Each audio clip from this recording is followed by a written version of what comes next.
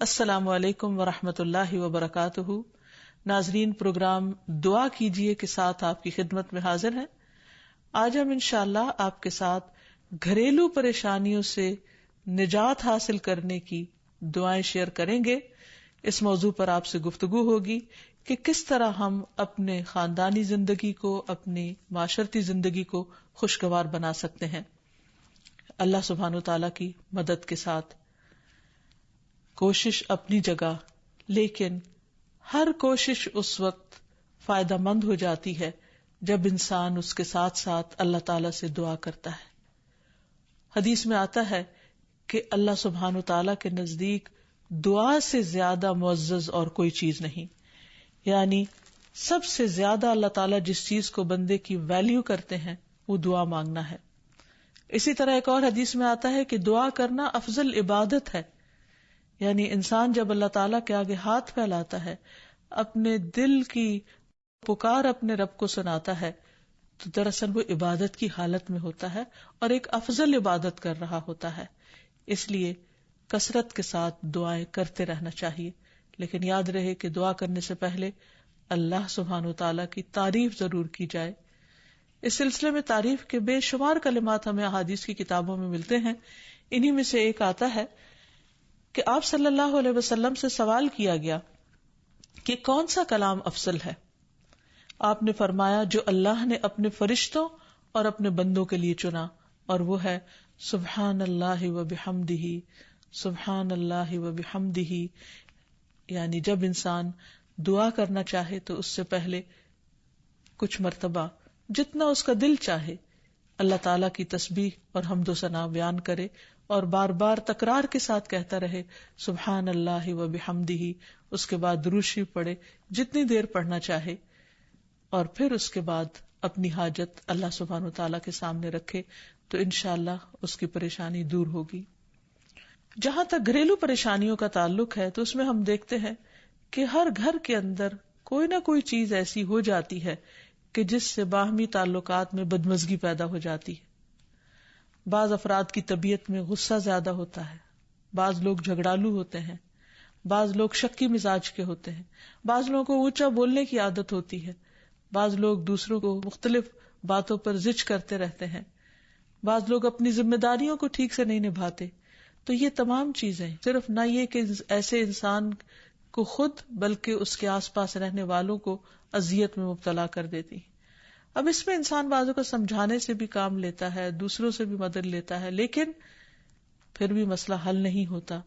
تو صحابہ کرام تو اپنی جوتی کا تسمہ بھی ٹوٹ جاتا تو اللہ سبحانہ تعالیٰ سے مانگتے تھے۔ تو اگر گھر کے اندر کسی قسم کی ناچاکی یا پریشانی ہے تو اس سلسلے میں بھی ہمیں اللہ تعالیٰ کی طرف رجوع کرنا چاہیے، اور پھر اس کے ساتھ ساتھ دوسرے کو جو مشکل پیدا کر رہا ہے سمجھانا بھی چاہیے۔ جہاں تک لڑائی جھگڑے کا تعلق ہے تو اسے منافقت کی علامت بتایا گیا۔ آپ صلی اللہ علیہ وسلم نے فرمایا کہ منافق کی 4 علامتیں ہیں، ان میں سے ایک بات کرے تو جھوٹ بولے، وعدہ خلافی کرے، امانت میں خیانت کرے، اور جب وہ جھگڑا کرے تو گالی دے، یعنی جھگڑتا بھی ہے اور گالی بھی دیتا ہے۔ نبی صلی اللہ علیہ وسلم نے یہ بھی فرمایا کہ اللہ کو سب سے زیادہ ناپسند آدمی وہ ہے جو بہت جھگڑالو ہے، یعنی اللہ تعالیٰ ایسے شخص سے محبت نہیں کرتے۔ اس لیے اگر آپ کسی سے بات کر رہے ہو تو اس کی بات توجہ سے سن لے۔ چھوٹی چھوٹی باتوں پر جھگڑنا اور دوسرے کے ساتھ بد اخلاقی سے پیش آنا یہ درست نہیں۔ پھر اسی طرح مومن جو ہے وہ کبھی بد اخلاق نہیں ہوتا، اور بد اخلاقی پھر منافقت کی علامت ہے۔ رسول اللہ صلی اللہ علیہ وسلم نے فرمایا تمہارے یہ نسب نامے کسی کے لیے گالی کا سبب نہیں ہے، تم سب آدم کی اولاد ہو، ایک دوسرے کے قریب ہو، دین یا عمل صالح کے علاوہ کسی وجہ سے کسی کو کسی پر کوئی فضیلت نہیں۔ آدمی کے برا ہونے کے لیے یہی کافی ہے کہ وہ فحش گو ہو، بد کلام ہو، بخیل ہو اور بزدل ہو۔ پھر اسی طرح آپس میں محبتوں کا نہ ہونا، بہن بھائیوں میں ناچاکی یا شوہر بیوی میں ناچاکی یا والدین کے ساتھ محبت کا نہ ہونا، یہ ایک طرح سے اللہ تعالیٰ کی طرف سے ایک آزمائش بھی ہو سکتی ہے اور ایک عذاب بھی ہو سکتا ہے۔ مومن تو محبت کرنے والا ہوتا ہے، اور اس شخص میں کوئی خیر نہیں جو محبت کرتا نہیں اور لوگ اس سے محبت نہیں کرتے. اور لوگوں میں سب سے زیادہ بہترین انسان وہ ہے جو لوگوں کے لیے فائدہ مند ہوتا ہے.